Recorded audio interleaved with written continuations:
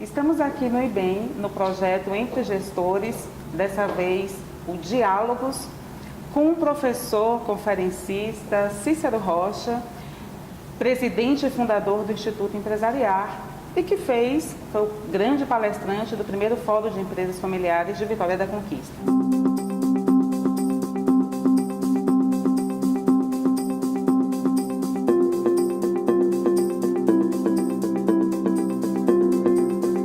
Cícero, vamos começar pelo básico, né? Porque eu acho que assim, a gente acha que muita gente conhece muita coisa e às vezes ninguém conhece nada. Então, qual empresa pode ser realmente denominada de empresa familiar? É toda aquela empresa que ela sofre uma influência direta de uma família na gestão, na sociedade. Então, ela tem que ser prioritariamente sócia, né? Ela domina cargos dentro da empresa, então ela influencia tanto da empresa como dentro da parte patrimonial e societária. Se for uma família que apenas trabalha na empresa e não é dona, ela não é uma família empresária, né? Então essa família empresária, ela tem uma característica, ela é proprietária, mas se ela só tem algumas ações e não interfere na gestão do negócio, nós não consideramos isso uma empresa familiar ou uma família empresária.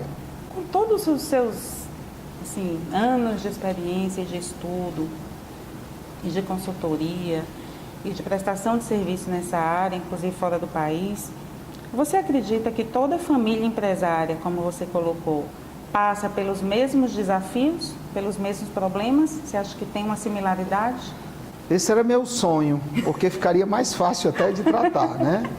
Mas as diferenças são enormes, porque elas se encontram, têm origens de formação familiar diferente, têm origem de formação empresarial diferente, têm origem de formação patrimonial diferente, e para deixar o caldo mais complicado, indivíduos bastante diferentes, né? Então, às vezes a gente consegue fazer uma leitura sistêmica, mas quando você mergulha, aí começam a aparecer as individualidades da empresa, dos sócios, da família e dos indivíduos, não é? O que é mais difícil? Assim, já começar do início, todo mundo junto, no mesmo barco e com as crises, porque, né, interfere, a família interfere na gestão, a gestão interfere na família. O grande detalhe é o que se começou. Então a gente chega em empresas que não tem nenhum processo de sucessão feito, tá? E esse processo às vezes é mais fácil do que quando você chega numa empresa que está se pseudo fazendo um processo de sucessão. Porque como é uma área de conhecimento novo, tá? Então às vezes a pessoa acha porque montou a blindagem do patrimônio, ele está fazendo sucessão, tá? Porque pegou um filho e colocou para estudar em local tal, e ele agora vai vir, ele pensa que está fazendo processo de sucessão, né? E o que é muito comum é não cuidar do sucedido. O pai, a mãe. Por quê? Porque é natural de quem não tem uma profundidade metodológica se assombrar no problema maior. É como o médico, né? Eu, como não sou médico, quando eu vejo um local com muito sangue, aquilo já me assombra. Às vezes, para o médico, ele chega, não, amigo, isso aqui é uma região que solta vaso, é só passar algodão, você limpa, não tem nada, né? Então, às vezes, quando o empresário... E às vezes, quando não tem sangue nenhum, aí que é o problema. Pronto. E as consultorias no Brasil, elas são muito preparadas para trabalhar com os gerentes. Quando você fala no dono da empresa, todo mundo corre. E por quê? Se estigmatizou, que é algo complexo, são pessoas complicadas, elas não são mais complicadas que as outras, elas são diferentes. Até que meu objeto de estudo é dono. O dono da empresa. Os donos, a matriarca, o fundador, né, aquele jeitão dele, eles normalmente são fora da curva, que não se cria aquilo do nada, né? Mas eles precisam de uma abordagem para eles, porque são um sistema. Então, as intervenções são muitas feitas abaixo deles. Eles compram consultorias, né? Para o gerente, para os filhos, tá? Mas quando chega neles, né? São solitários. Pronto. Então, isso é um sistema, tá?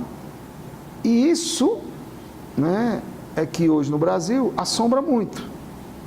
E aí você não resolve, né? Aí vem as pseudo-sucessões. Aí o pai, não, o pai dele não quer mais, vai passar para os filhos. Ele vai passar um papel, mas só que ele cria um novo papel. Porque ele foi o fundador. Ele tem uma história naquela família. E ele tem uma continuidade. Inclusive depois que morre. Você pensa que ele morre? Ele está vivo. É os netos reproduzindo. É aquela cultura de redução de custo que o bisavô tinha, ainda está lá presente. E às vezes a gente vê se perdendo. Por quê? Porque não teve um método para manter. Porque sucessão não é só pessoas. É valores. Não é só patrimônio, é cultura. Porque a empresa familiar, ela tem uma coisa fantástica, que o processo de sucessão bem feito tem que saber lidar isso, que é a alma da companhia. É verdade. É a alma da companhia. E aí normalmente quando a gente chega, às vezes, esse processo de sucessão é tirando a alma, ele é todo excludente. Não, as ações vai só para fulano, tal, papai e mamãe diz que não quer mais nada. Papai está atrasado. Eu chego em locais e eu disse, meu amigo, isso é um absurdo. Você passou tudo para os seus filhos, o que tem? E se o senhor ficar viúvo amanhã? Se o senhor ficar viúvo e trouxer uma menina 20, 30 anos mais jovem, que o senhor ama, que ela lhe ama, tá? Só que os recursos estão tudo com seus filhos, tá? Eles vão lhe fazer pressão através do recurso, tá? Eles vão ser contra o casamento. Só que você passou todo o patrimônio, você está pobre, tá? E aí o cara que construiu toda aquela história... Gera um impacto, né? Dentro de uma ingenuidade, né? E aí tem uma diversidade. São os filhos, porque foi de um bom tempo da cultura do empresário, né? Isso está mudando bastante. Mas ele se envolvia tanto emocionalmente com a empresa que ele acabava desestruturando o relacionamento entre ele e a esposa. E ele ficava vulnerável, não estou dizendo que ele é vítima, não. Mas dele, dentro dos conflitos dele, ele começava a ter relacionamentos fora do casamento, tá? E isso faz parte do sistema. Aí você quer fazer uma sucessão e não quer tratar do filho que o seu pai ou sua mãe teve fora do casamento. Isso não existe. A empresa toda sabe, né? Você não vai expor aquilo, mas você tem que ter uma abordagem de acolhimento. Claro, de acolhimento, né? De como você vai manter isso. Qual o diálogo, qual o discurso que a companhia e a família vai ter com relação àquilo. Qual o discurso? Isso tem que ter orientação. E tem que ser tratado. Eu estava pensando justamente no que você falou lá na sua palestra no fórum, sobre o modelo dos 3 círculos, que é família, propriedade e empresa. E tem mais um 4º ciclo, que é o indivíduo, tá? Sim, que é mais um vetor que vocês estudam no seu instituto. Mas quando você, enquanto gestor e consultor e professor, identifica que esse proprietário ou a família não deve participar da gestão, justamente por conta disso, propriedade ou não existe esse processo? A família tem que sempre estar presente na gestão. Pois é. O que é não participar? Processo decisório, né? É isso. Me diga quando é que um dono deixa de decidir? Nunca. Porque até em dado momento, quando os netos ou bisnetos vão comprar um negócio, rapaz, o vovô dizia que esse negócio aqui não é um negócio bom. Eu participo de conselho, eu vejo isso. Eu disse, olha, a voz do bisavô, que já faleceu há décadas, ecoando aqui dentro. Né? E isso precisa não ficar assim, precisa ser formalizado.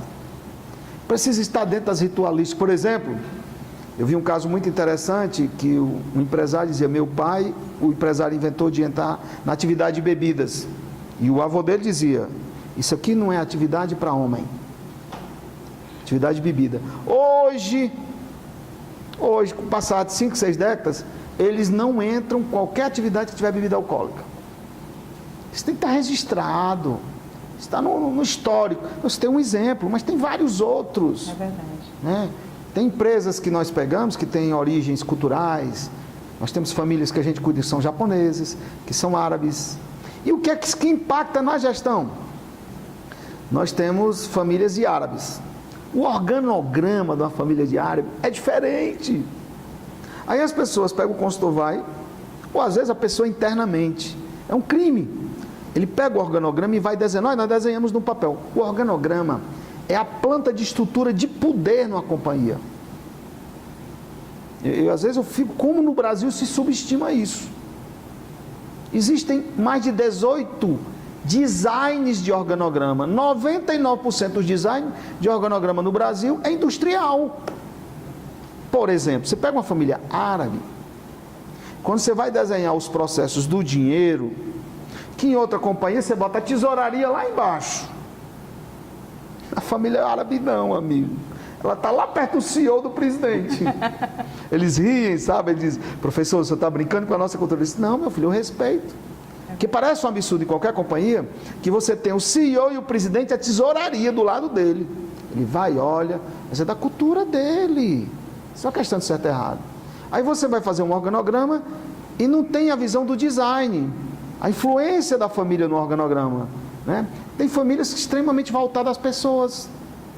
Aí o RH da empresa é altamente tático operacional. E era uma empresa que você poderia potencializar, tornar um RH estratégico. Porque não faz a leitura entre a família e o negócio.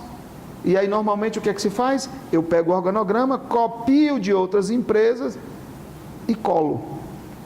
Aí não entende, rapaz, a família a gestão não funciona bem com a família, né?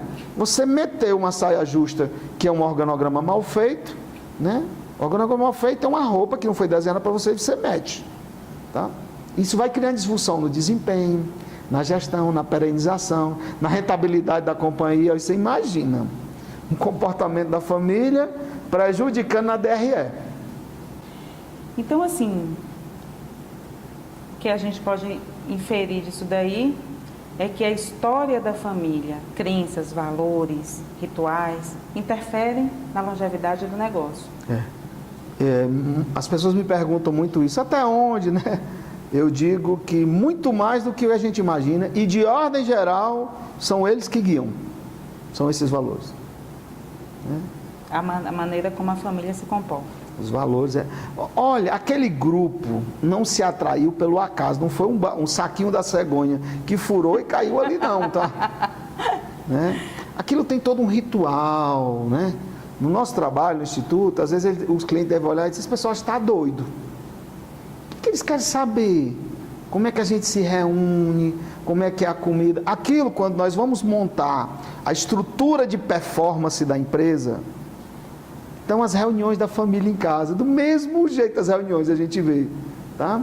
Então a gente dá uma ordenada e reproduz. Quando você alinha a forma da família, rapaz, a empresa voa. Só que normalmente o que é que faz? O empresário vai, quer melhorar a performance da empresa dele, é uma empresa aqui da Bahia, ele pega e diz, não, eu quero o modelo da Ambev, tá? Claro que a Ambev tem alguns modelos, externo. Não, aqui são basicão, indicadores, processos, mas o jeitão, o ritual, a alma do negócio não está em processos. Processos são um instrumento extremamente importante, mas não é o fim, a essência. E a empresa perde a essência. Ao contrário, por não ter essa compreensão, ela quer excluir. Não, o negócio da família para não dar certo. Só que ele está tirando a alma da companhia, ele não percebe. Então, é importante que todos os membros da família conheçam o negócio da família? Sim. E aí precisa detalhar o que é o conhecer. É muito comum nos nossos trabalhos, nós às vezes levamos as matriarcas para o conselho. Aí tem um medo, mas você vai trazer a mamãe, né? Mas, gente, o conhecer tem níveis. Eu não vou trazer a mamãe para fazer análise de balanço patrimonial.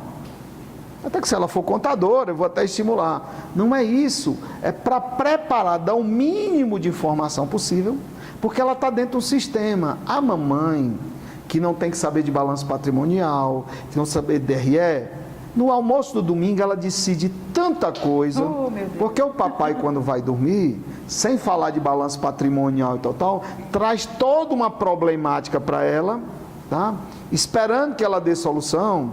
E é claro, se ela não tiver o mínimo de informação possível, então o nosso trabalho é fazer com que os familiares, dentro do papel que ele ocupa, pode ser a mamãe, pode ser o genro. Você imagina se eu tenho um genro em que a esposa dele é a diretora administrativa e financeira da empresa, cuida do dinheiro do pai dela, resolve a problemática, aquela, principalmente se for mulher, porque o modelo é muito machista, né? Ela tem um impacto muito grande. A gente precisa orientar o marido dela, porque senão ele não vai entender, tá? Não segura a onda, né? Não vai entender. Então, quando a gente diz, é um estado de compreensão, né? As crianças precisam entender. Elas precisam entender. Senão a empresa vai virar o bicho papão, tá? Precisa entender. Agora, de forma lúdica, bela. Você já imaginou? Você chega para uma criança totalmente aberta às histórias. Você monta a história, ó. Vovô começou com meio caminhão, carregou pedra na cabeça. O avô vira o herói do filme da história. Ao invés de ser o Batman, né, e tal, ele vira. Agora, isso precisa ser trabalhado. Isso também é conhecer a empresa. É verdade. Então, que as pessoas acham que conhecer a empresa é trazer a vovó para ir para o financeiro, é trazer aquele meu cunhado problemático, né, como a gente diz, o mala, né, para cuidar disso. Não é isso, mas ele precisa conhecer, ele é da família, né? Ele está interagindo, ou ela ou ele é esposo, então por que não? E aí a falta disso, né, que às vezes a gente chega, está lá, às vezes usa até os termos indelicados, né, com relação aos genros, às noras, pessoas extremamente importantes. Né? Às vezes eu chego, as noras com baixo astral, doutor Cícero, minha filha, você que me produz meus futuros presidentes da empresa. Eu falando como conselheiro, você é extremamente importante para mim. Então você está bem, seu esposo está bem. E o que eu quero dizer é o seguinte, tudo o que eu estou dizendo para vocês, isso é possível. Eu vivencio isso diariamente, tá? Isso é possível. É possível. Porque fica uma coisa, parece uma coisa do mundo, né? Eu acho que é como alguém vai fazer uma cirurgia cardíaca, que o médico falou, na hora da cirurgia eu vou tirar, seu coração vai ficar do lado pulsando uma máquina. Alguém deve olhar e diz, mas como, né? O médico diz, isso é possível, né? Então, é possível.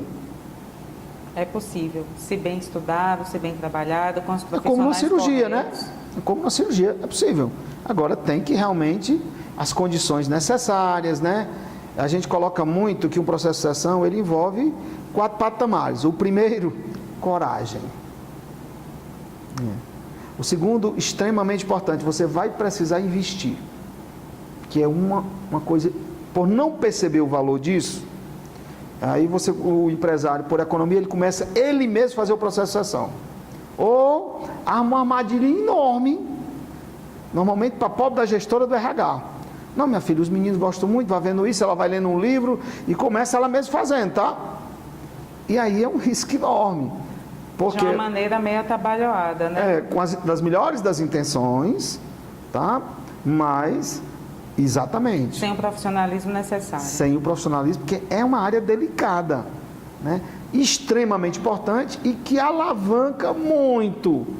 Olha, uma empresa familiar profissionalizada, o que ela ajuda a família crescer como família, integrada, de gerações para gerações, como também, eu vejo isso muito pouco na literatura, inclusive internacional, falando das empresas que estão acabando as famílias. Só se fala das famílias que acabam as empresas, mas o que tem de empresa que destroça e vai destroçar 3, 4 gerações futuras, tá? Por uma falta de um processo de profissionalização devidamente estruturado. Isso é um fator crítico de sucesso? Trabalhar esses processos que você citou bem na sua explanação? Essa sua pergunta foi só mulher mesmo, para ter essa sensibilidade. Realmente. E aí eu vou voltar aqui para o negócio. O que eu encontro de planejamento estratégico, né, a famosa análise de SWOT, que você vê lá, eu vi de grandes consultorias, os clientes... Por eu ser do conselho, eu vou olhar lá os planejamentos. A análise de risco que eles fazem do processo, não tem. É como se tivesse uma família que não existisse. Risco do concorrente, risco da economia, aí vai. E eu disse, o nosso risco de sucessão aqui? Não, a consultoria não tratou disso não. E eu disse, se o senhor morrer amanhã? Doutor Cícero, 2 anos é uma confusão enorme. Isso é risco? É muito pior que a economia, porque a economia passa, né? Mas isso aqui, como é que não passa a nossa família? Né? Então, você vê como a fragilidade ainda dos conhecimentos integrados disso. Né? Nós, seres humanos, temos essa dificuldade. A gente sempre quer ver as coisas separadas. Você é argentino, eu sou brasileiro. Ah, você é psicólogo, eu também sou. Você é freudiano, eu sou junguiano, né? E aí, quando a gente vai nesse objeto da empresa familiar, família, negócio, sócio, não é. Isso é um sistema integrado. Que, quando a gente chega, ele está misturado. Aí você vai dar posições, papéis, para que eles possam se harmonizar. Harmonizar a empresa e também harmonizar a família, né? Os 3 sistemas, a família e também o patrimônio, né? A consistência, né? E o indivíduo. Né? Eu digo muito que esses 4 sistemas têm interesses diferentes, mas convergentes. Né? O negócio, ele quer eficiência, eficácia, produtividade. Os sócios, a pergunta é assim, nós estamos mais ricos ou estamos mais pobres? Patrimonial. Já a família, o que ela quer? Harmonia. E o indivíduo, ele quer ser feliz. É verdade, querida. Ai, que delícia. Falaria desse tema aqui o dia inteiro. Eu gostaria que você falasse um pouco para a gente como que a gente lhe encontra na rede, na sua empresa, dá um pouquinho, faça as suas considerações finais e diga um pouquinho de como a gente encontra esse seu material, como a gente tem acesso a você de uma maneira que a gente possa consultar esse manancial tão grande de conhecimento. Há 12 anos nós decidimos exatamente para isso, né? Para que não ficasse projetado só em mim. Nós fundamos um instituto, que só vai ficar maduro daqui a uns 30 anos, que é o Instituto Empresariar, com R no final. Que o objetivo dele é exatamente, a nossa missão é melhorar o mundo, melhorando as organizações familiares. Então lá é um grupo de profissionais multidisciplinares, né? E interdisciplinares também, de família, de indivíduo, de negócios, de sócios, em que estamos constantemente desenvolvendo metodologias e atuando, né? Então, às vezes, a dificuldade até de me encontrar, porque eu sou cirurgião, e cirurgião vive em sala, né? Imagina, né? Um dia como ontem aqui, que eu comecei 8 horas da manhã e terminei 11h30 da noite, né? E a equipe espalhada, né? Nós tivemos esses primeiros 10 anos, a nossa ação tem sido no Norte e Nordeste, atuamos no Brasil inteiro, mas foi porque a gente viu um objeto maior de dificuldade nessa região, uma região pujante, com intensidade de empresas familiares, né? E muito distante dos grandes centros, onde tem um acesso maior. Então, nós estamos lá no site www.institutoempresariar.com.br, né? E nós estamos disponíveis, tá? Eu pareço ocupado, nós. Tem toda uma equipe, né? De psicólogos, administradores, advogados, contabilistas, né? Economistas, só que nós só trabalhamos para a empresa familiar. Então, as nossas psicólogas sabem o que é orçamento, DRE, indicador de desempenho, tá? Os nossos advogados sabem o que é um problema sistêmico da psicologia da família. Ao fazer as minutas, a gente também tem que reproduzir para ajudar, às vezes, a terapêutica da família. Com certeza. Né? E nessa proposta integrada é que a gente vem tentando dar humilde colaboração nossa, né? Esse pequeno trabalho, que a gente pode colaborar, né? Quando a gente ajuda uma família, eu acho que olha, gente, é uma satisfação. Você não sabe o que é você chegar numa família e o empresário naquela angústia, porque é o sonho dele. É o sonho dele, ver os netos, a família, e é sonho também dos netos. Né? Eu tenho empresas familiares que tinham, não, meu filho é músico. Mas é um cara de uma sensibilidade, de uma visão, ele participa comigo no conselho de forma fantástica. Tá? Ai, não, meu filho quer ser juiz. Eu digo, meu amigo, de onde é que vem isso? Aí você vai olhar o histórico da família, só empresários. Não, ele está morrendo de medo de ir para essa empresa que vocês endemoniaram para ele E ele não quer a fuga dele, eu quero ser isso, tá? Pessoas inteligentíssimas. Médicos, eu encontro muito no Nordeste, né? São filhos de empresário. Minha filha é médica, meu filho. As meninas, quando começam a conversar comigo, é louca para mim, inteligentíssimas. Uma capacidade empresarial assustadora. Foi criada naquele ambiente, né? Claro! E eu acho que é aí que foi uma frase que me marcou muito, que você falou, e eu queria que você lhe dizer isso. Você falou, dinheiro não gera dinheiro. O que gera dinheiro é conhecimento. E é justamente todo esse processo que você faz e todo esse conhecimento que você busca nessas pessoas da família, é justamente isso. É a visão do empresário perceber isso. Que o dinheiro não vai gerar o dinheiro, vai gerar o dinheiro, o conhecimento que ele vai adquirir com todo esse processo. Né? E esse conhecimento, eu traduzo assim, o que é esse conhecimento? Ele é uma compreensão. O desenvolvimento intelectual, inclusive, ele leva inclusive à compreensão moral. Eu não posso me tornar uma pessoa boa, a minha empresa não pode se tornar melhor se ela não tiver uma compreensão intelectual. Isso é da filosofia. Como é que eu vou saber o que é bem e o que é mal se eu não conheço? Eu, quando criança, metia a mão no fogão. Queimou, depois que queimou, eu conheci, tá? É porque as pessoas resumem o conhecimento, a estrutura do livro. Não. O conhecimento está na vivência, está na vida. É por isso que eu sou fã das empresas. Aquele dia a dia da empresa, gente, é fantástico. As discussões, as relações, né? Me dói quando eu vejo alguém dizer, segunda-feira, eu vou para aquela luta que é o trabalho. Que luta? Aquilo é uma dança. É algo fantástico. Agora, se você não compreende, aí vira dor, sofrimento, não é? É, para todo mundo.